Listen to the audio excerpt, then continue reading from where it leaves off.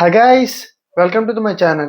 ఇవాళ టాపిక్ వచ్చేసరికి budget 2026 budget. మన ఇండియా గవర్నమెంట్ అనేది బడ్జెట్ రిలీజ్ చేసింది. సో దాని మీద డీటెయిల్గా తెలుసుకుందాం ఒకసారి. సో ఎక్కడ స్కిప్ చేయకుండా లాస్ట్ వరకు చూడండి. సింపుల్గా ఎక్స్ప్లెయిన్ చేసా. సో లాస్ట్ వరకు చూడండి. నార్మల్గా మనకి న్యూ ఇయర్ అంటే జనవరి 1st నుంచి డిసెంబర్ 31st. బట్ గవర్నమెంట్కి ఏప్రిల్ 1st నుంచి మార్చ్ 31st. ఎందుకంటే ఫిబ్రవరి 1st ఎవ్రీ ఇయర్ మనకి బడ్జెట్ అనేది రిలీజ్ చేస్తారు. అండ్ ఇది ఎప్పటి నుంచి వచ్చిందంటే ఫిబ్రవరి 1st రిలీజ్ చేయాలని చెప్పేసి 2017లో లాంచ్ చేశారు. ఇందులో మనకి రైల్వే అనేది కూడా యాడ్ చేశారు. ఒకప్పుడు రైల్వే బడ్జెట్ అనేది యాడ్ అయ్యి ఉండేది కాదు, కానీ ఈ 2017లో రైల్వే బడ్జెట్ అనేది యాడ్ అయ్యింది. సో మనకి ఇక్కడ 2 కేటగిరీస్ డివైడ్ చేశారు. ఒకటి వచ్చరికి రిసిప్ట్స్, ఇంకోటి వచ్చరికి ఎక్స్పెండిచర్స్. అండ్ ఇందులో రిసిప్ట్స్లో మన 2 కేటగిరీస్ ఉంటుంది. ఒకటి రెవెన్యూ, ఒకటి capital. Same as well as ఎక్స్పెండిచర్లో కూడా 2 టైప్స్ ఉంటుంది, రెవెన్యూ అండ్ క్యాపిటల్. ప్రతి ఇయర్ ఈ బడ్జెట్ అనేది 3 టైప్స్లో డివైడ్ చేస్తారు. ఏంటంటే taxation, expenditure and borrowing. 3 categories base చేసుకుని బడ్జెట్ రిలీజ్ చేస్తారు. మనకి ఈ బడ్జెట్ అనేది ఎవరు రిలీజ్ చేస్తారంటే మినిస్ట్రీ ఆఫ్ ఫైనాన్స్. వీళ్ళే ఈ బడ్జెట్ అనేది రిలీజ్ చేస్తారు. అండ్ ఈ బడ్జెట్ కూడా మెయిన్ గోల్ ఏంటంటే వికసిత్ భారత్ మనం 2047 కల్లా $30 trillion అనేది రీచ్ అవ్వాలి. సో అది తెలిసే ముందు మనం ఫస్ట్ ఏంటో తెలుసుకోవాలి. ఒకటి క్లియర్గా ఎక్స్ప్లెయిన్ చేస్తాం చూడండి. సో మనం ఫస్ట్ సస్టైన్డ్ గ్రోత్ అంటే ఏంటో తెలుసుకుందాం. ఫర్ ఎగ్జాంపుల్, ఒక మనిషి పర్ ఇయర్కి అతను ఒక 10 చైర్లు అమ్మాడు. అండ్ నెక్స్ట్ ఇయర్ వచ్చేసరికి ఒక్క చైర్ ఎక్స్ట్రా అమ్మినా అతని గ్రోత్ అనేది ఉంటుంది. అంటే అతని గ్రోత్ అనేది స్టేబుల్గా ఉంది. సో యాజ్ వెల్ యాజ్ మన గవర్నమెంట్ కూడా ఇలాగే ఆలోచిస్తుంది. మన గవర్నమెంట్ ప్రతి ఇయర్ ఒక స్టేబుల్ ఎకానమీగా ఉండాలని చెప్పేసి ఇప్పుడు ఆలోచిస్తుంది అనమాట. అండ్ ఈ ఇయర్ వచ్చేసరికి మనం 8.2 ఉంది. అండ్ లాస్ట్ ఇయర్ వచ్చేసరికి 6.6%. అండ్ దాని ముందు ఇయర్ వచ్చేసరికి 7.4%.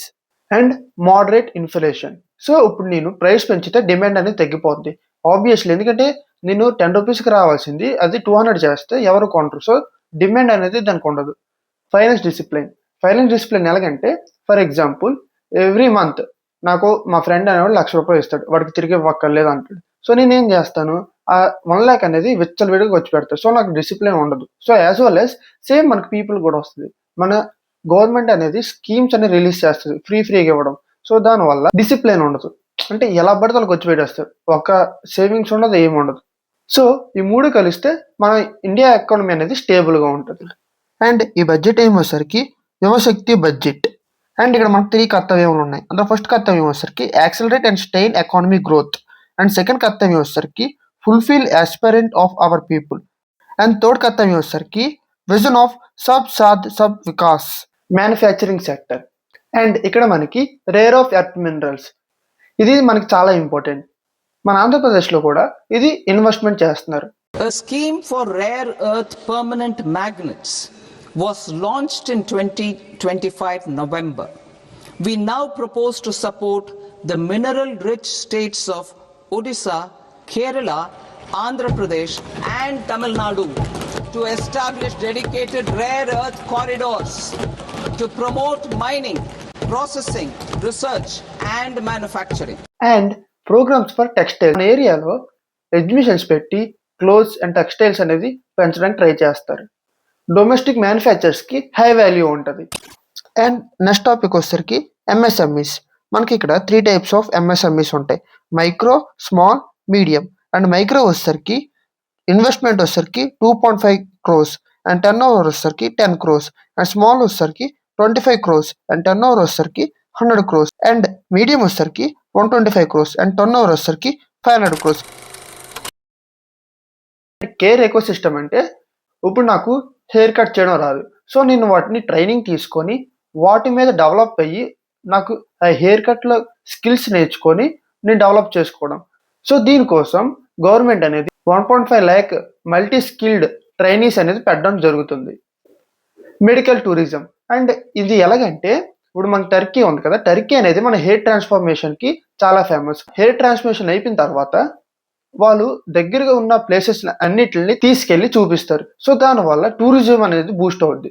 సో ఇలాగే మన ఇండియాలో కూడా మెడికల్ టూరిజం పెంచడానికి చూస్తుంది. వచ్చేసరికి 5 hubsకి డివైడ్ చేస్తారు. ఆరెంజ్ ఎకానమీ, ఇది మెయిన్ గోల్ ఏంటంటే కంటెంట్ క్రియేటర్స్ని డెవలప్ చేయడానికి ఈ ఆరెంజ్ ఎకానమీ అని తీసుకున్నారు. ఇందులోకి వచ్చేసరికి 15,000 సెకండరీ స్కూల్స్ అండ్ 500 కాలేజెస్ని ల్యాబ్స్గా క్రియేట్ చేయాలని చెప్పేసి ఈ బిల్లు యొక్క ఉద్దేశం. నెక్స్ట్ వచ్చేసరికి స్పోర్ట్స్. ఖేలో ఇండియా. సో మనకి పాపులేషన్ ఎక్కువ కాబట్టి ఈ ఖేలో ఇండియాలో కూడా చాలా మంది ఆడాలని చెప్పేసి ఈ బిల్ అనేది పాస్ చేశారు. సో దానివల్ల చాలా మంది ఈ ఖేలో ఇండియాలో పార్టిసిపేట్ చేస్తారు. ఎడ్యుకేషన్ 5 యూనివర్సిటీ టౌన్షిప్స్ అనేది ఇండస్ట్రియల్ ఏరియాలో డెవలప్ చేయడం ఒక మెయిన్ గోల్. లైక్ జార్ఖండ్ అనేది ఇండస్ట్రీస్ ఎక్కువ, బట్ ఎడ్యుకేషన్ సిస్టమ్ అక్కడ చాలా పూర్. సో అలాంటి ప్లేసెస్లో ఈ గవర్నమెంట్ అనేది ఎడ్యుకేషన్ యూనివర్సిటీస్ అనేది డిప్లాయ్ చేయాలని మెయిన్ గోల్. గర్ల్స్ హాస్టల్ అనేది ఎవ్రీ డిస్ట్రిక్ట్ లో ఉండాలని చెప్పేసి ఈ బిల్ ఒక మెయిన్ ఉద్దేశం. అండ్ నెక్స్ట్ వచ్చేసరికి టూరిజం ఒక స్టెప్ తీసుకుందాం అనుకుంటుంది. ఎలాగంటే తను వేరే కంట్రీ నుంచి మన ఇండియాకి వస్తారు కదా, సో వాళ్ళకి మొత్తం ఇండియాలో ఉన్న టూరిజం ప్లేసెస్ అన్ని ఒక అప్లికేషన్ లో తీసుకురావాలని చెప్పేసి ఇండియా ప్లాన్ చేస్తుంది. అండ్ ఇక్కడ మన ఇండియా అనేది ఫస్ట్ టైం మనం హోస్ట్ చేస్తున్నాం. అదే గ్లోబల్ బిగ్ క్యాట్స్. ఇందులో ఒక 7 ఉంటాయి అన్నమాట. Increasing farmers income. So high value agriculture ఏంటంటే మనకి హై వాల్యూ వచ్చిన ఫ్రూట్స్ అండ్ వెజిటేబుల్స్ ని ప్రమోట్ చేస్తున్నారు, ఎక్కువగా గ్రోత్ చేయమని. లైక్ కివీ, డ్రాగన్ ఫ్రూట్స్ ఇవన్నీ ఉన్నాయి కదా, సో వాటిని డెవలప్ చేయడానికి గవర్నమెంట్ అనేది ప్రయత్నిస్తుంది. అర్బనైజేషన్. సో ఇందులో మెయిన్గా వచ్చేసరికి మనం టైర్ 2 అండ్ టైర్ 3 అనేది డెవలప్ చేయడం. అండ్ ఇందులో చాలా మెయిన్ కీ పాయింట్ ఏంటంటే 7 హై స్పీడ్ రైల్వే కారిడార్స్ అనేది నిర్మిస్తున్నారు. అండ్ ఏ డిపార్ట్మెంట్కి ఎంతెంత ఇచ్చారో ఒకసారి చూసుకుందాం. సో మీకు ఈ బడ్జెట్ గురించి మీ ఒపీనియన్ ఏంటో కింద కమెంట్ చేయండి. సో ఇలాంటి వీడియోస్ కోసం లైక్ చేయండి, షేర్ చేయండి, సబ్స్క్రైబ్ చేయండి. Thank you guys.